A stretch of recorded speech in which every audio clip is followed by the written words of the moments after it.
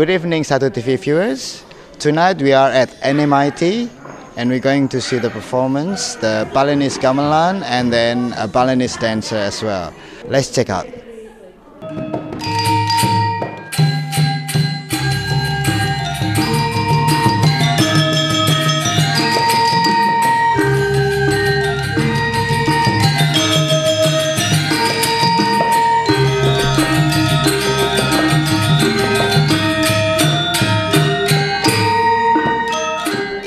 Gamelan for me started when I was about 6 years old. My father started gamelan studies in America back in the 1950s. And as I grew up with gamelan in my family.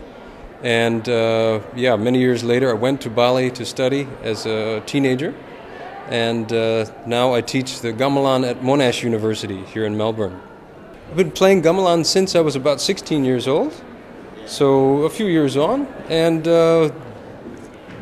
probably the most successful place that we can bring gamelan to a community and people and share is at the university, where we get lots of students who come in and study, and then they go out into the community and they kind of integrate this knowledge they have about gamelan, which is great because we've got lots of people in the Indonesian community here in Melbourne.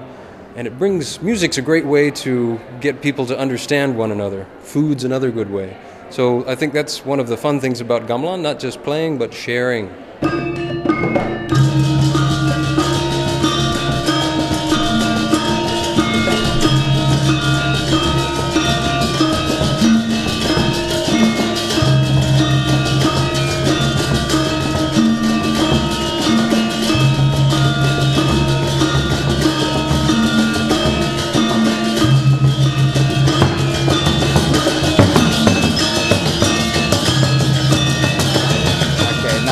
Can I ask you, how you got interested in this gamelan?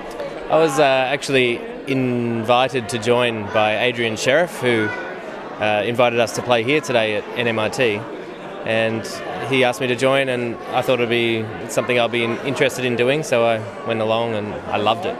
I couldn't do it to start with. I was hopeless, but over 6 months I've gained my skill. And I went to Bali twice as a child, but I've never actually played any gamelan. I'm a musician by trade. I play saxophone. And so maybe it came a bit easier, but it's a very difficult thing to learn to do. Talking about the dance, and then now can I ask you about the costume? Because this one is a mix between traditional, right? Yes. But in your costume, is there any particular significant part of the costume that represent this is this or this is that in Balinese dancing? Yes, I use the fans also. When we dance, it's also part of when the Legong story, we have a bit of fighting. Yeah, the fan is actually, it can be used as a weapons, yeah, when you do this kind of movements, yeah, so you can use the fans, and this one's also just a part of what you call the it's a variation, you know. Yeah, just some of the the style of it depends.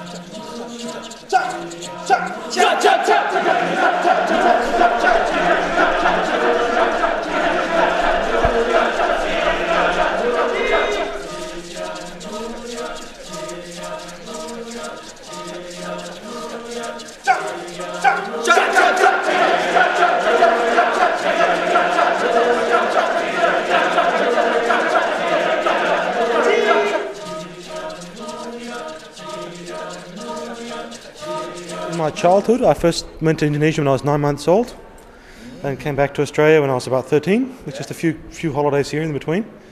And when I was 8, I first went to Bali, went to Bandung, and saw gamelan. Those sounds stayed with me. And then for my 18th birthday, we took a family back to Bali, and I had my first kendang lesson and bought some instruments. And ever since then, I've wanted to pursue, as part of my studies, Indonesian music. So how long all up you been playing Indonesian music? Well, that was 16 years ago now, that lesson. But the last 7 years I've pursued it more seriously.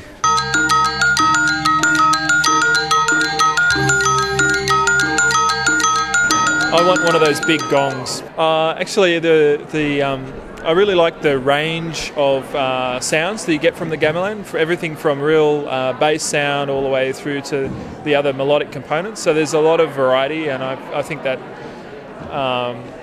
it's a really interesting texture. It's not just a monochrome sort of music, it's very varied. Yeah. It was really, really good. A lot of variety, very sort of joyful, sort of chaotic, also peaceful. Yeah, nice. Well, I was first in Bali in 1973, and there the dance performances of the Kachak dance, the Barong, were just extraordinary. Every night was real. It was not a performance. It was real. It was the village men. Particularly, and women just being themselves and getting into another world. I loved the first half because there were non-Balinese, which I've never seen before, and I found that really exciting. I love the way the students changed instruments. They're very good, and it's just so beautiful.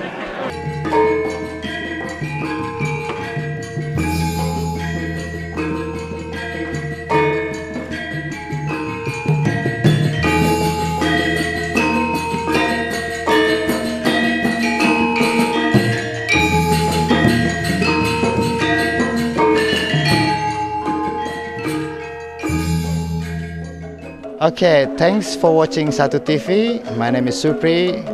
I'll see you again next week. You're watching Satu TV. You are watching Satu TV. You watching Satu TV.